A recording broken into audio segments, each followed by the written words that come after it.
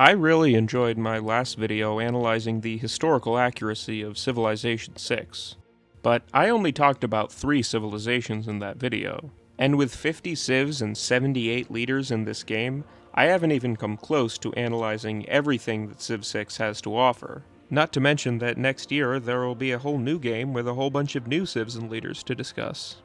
I won't be able to talk about all of them today either, but there are a handful I've selected which I think I have interesting things to say about. Once again, keep in mind I'm not talking about these civs in terms of how weak or overpowered or balanced or well designed I think they are.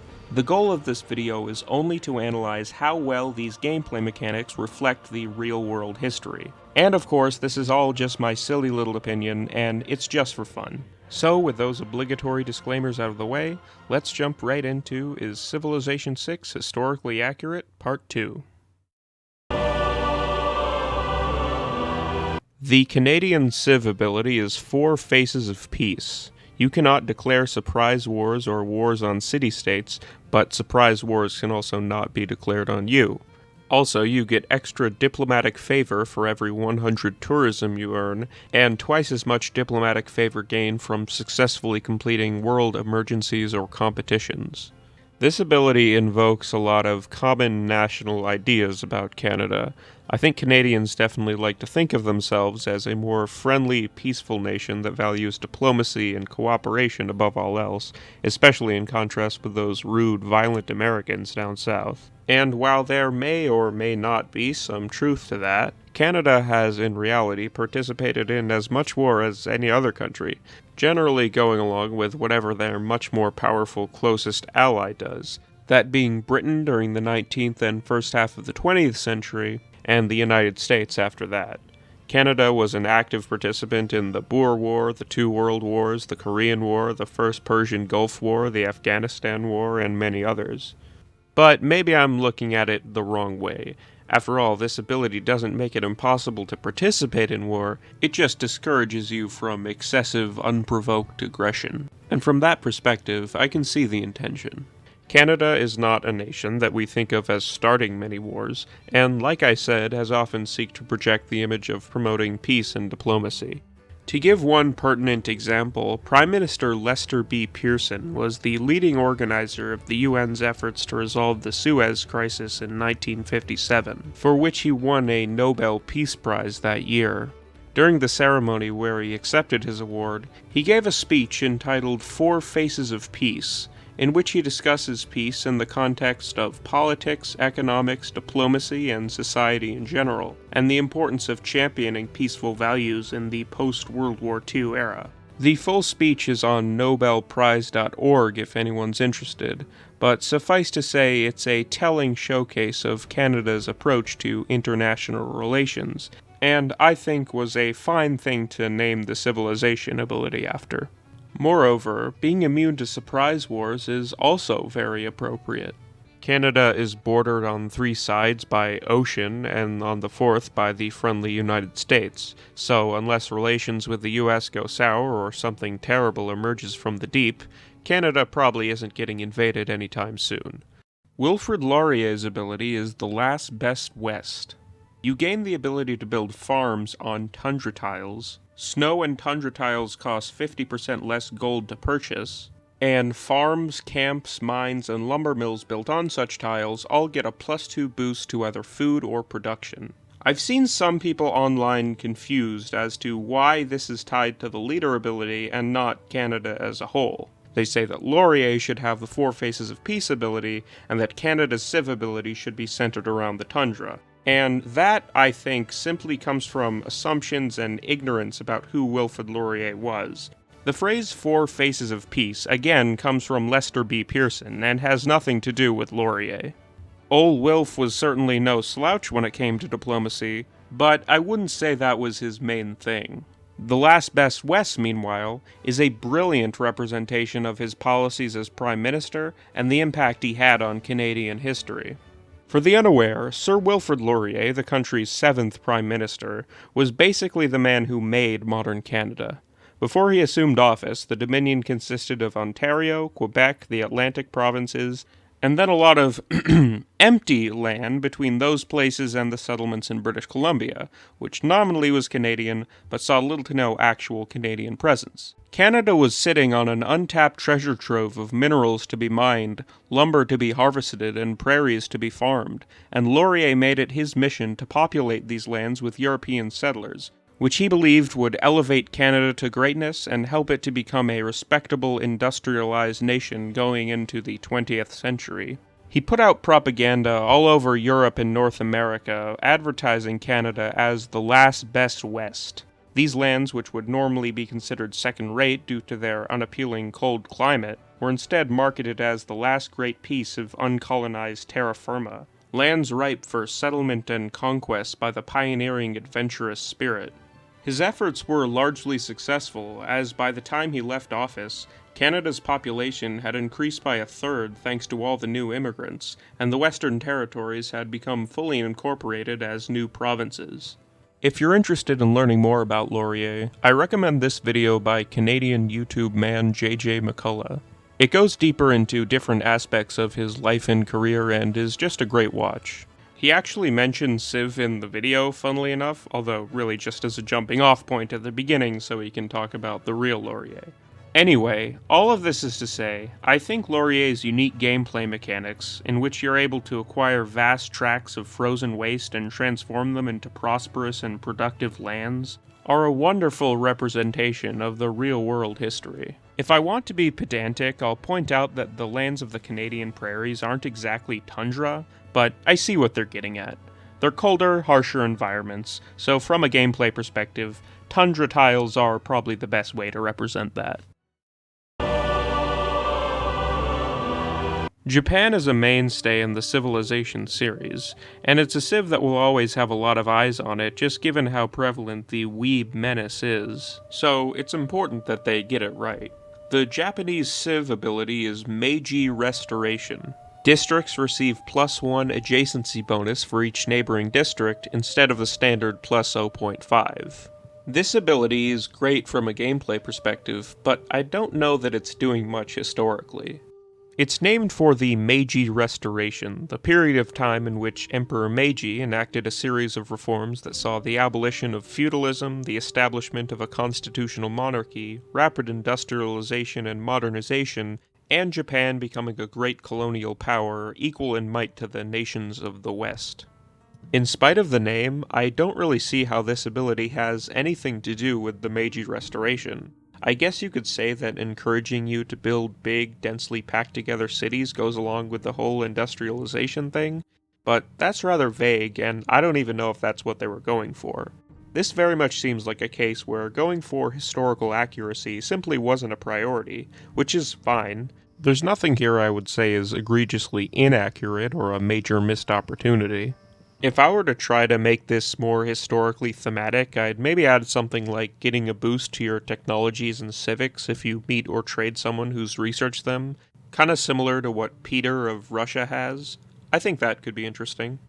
The first Japanese leader is Hojo Tokimune, and this is as good a time as any to apologize for all of the probably wrong pronunciations that I'm going to make during this section. His ability is Divine Wind. You get +5 extra combat strength for land units and naval units fighting on coastal and shallow water tiles.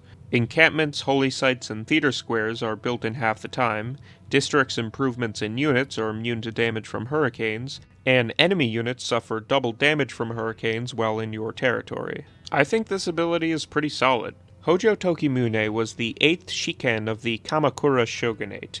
This was during a time when the Shiken, the regent of the shogun, held actual power despite the shogun being nominally in charge, and even then technically was the emperor who was nominally in charge, but who cares about him? It was a whole thing.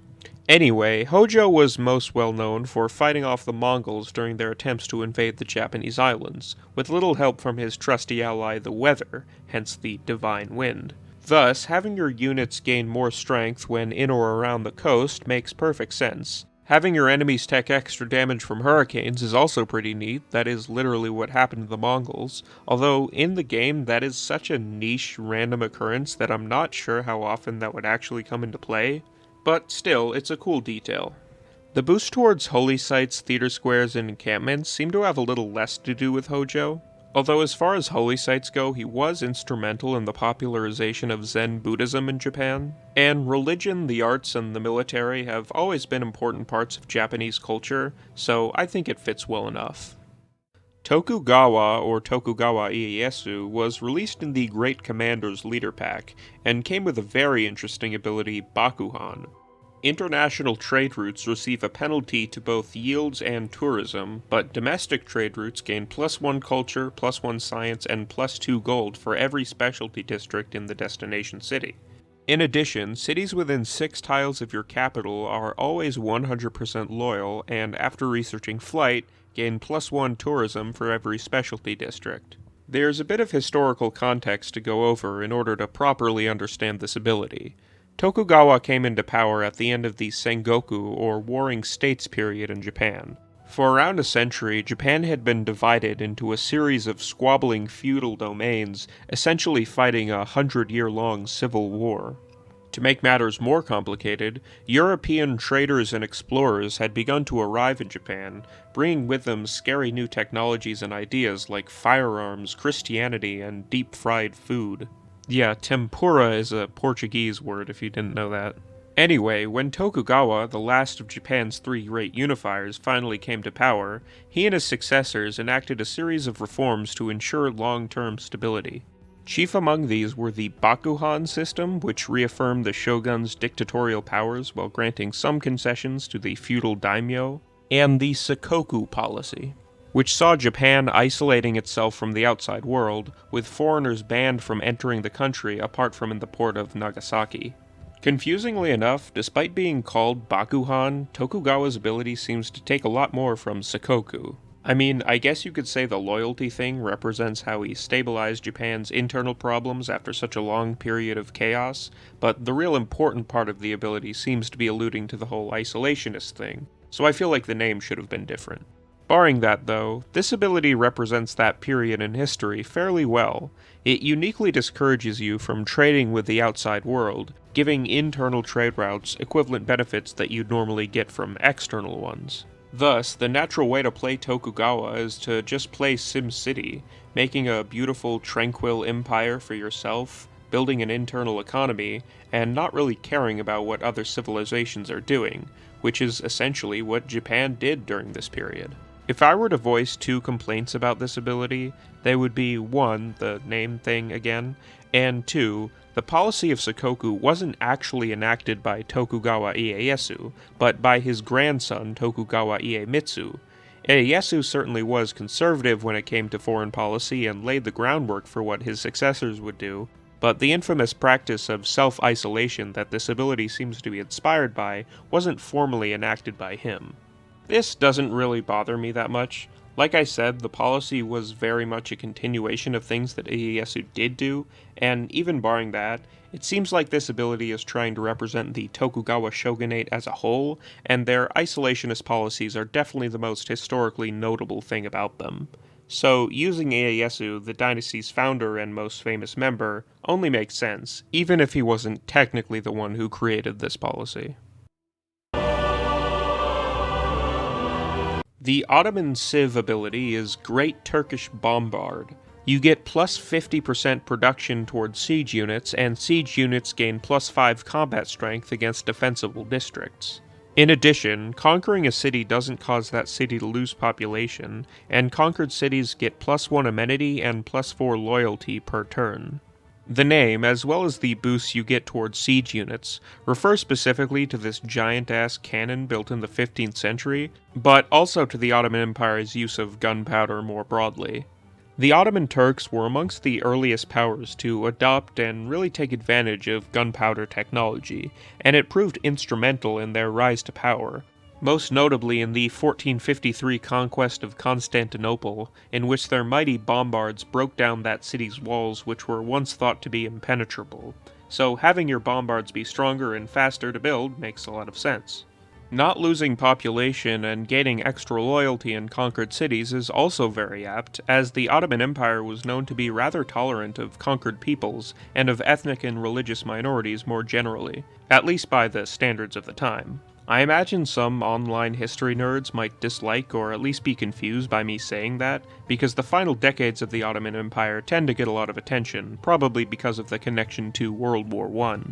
These times were marked by intense conflict between groups and no shortage of oppression and horrific atrocities, and I'd never intend to downplay or deny that.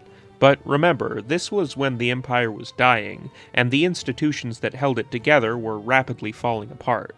For centuries beforehand, the millet system, in which religious minorities were allowed various degrees of autonomy and to govern themselves by their own laws, functioned elegantly, making for a prosperous, multi-faith, multi-ethnic, multilingual empire, not dissimilar to that which the Persians had created 2,000 years earlier, which I discussed in my last video. And unlike with the Persians, I think this Civ's mechanics, which let you conquer a large empire while keeping it populous, stable, and happy, represent that history very well. Overall, I'd say this ability is fantastic, and it does a good job of packing different elements into one kit, all of which feel both historically appropriate and cohesive with each other.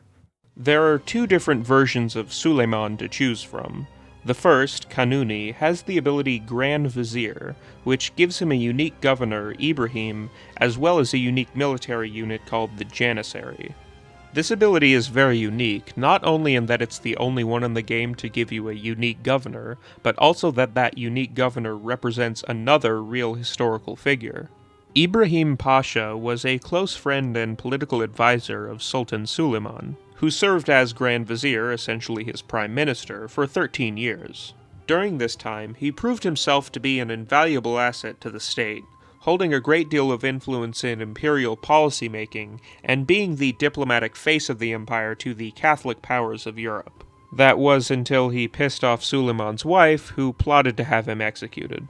The in-game Ibrahim does a great job of representing both his time as Suleiman's right-hand man and the role that Grand Viziers and other government officials played during Ottoman history more broadly. His default ability gives extra production towards military units, which goes along with the Ottomans' other military-related abilities, and he has other promotions which give things like extra combat strength, extra loyalty, reduced grievances from foreign civilizations, and more.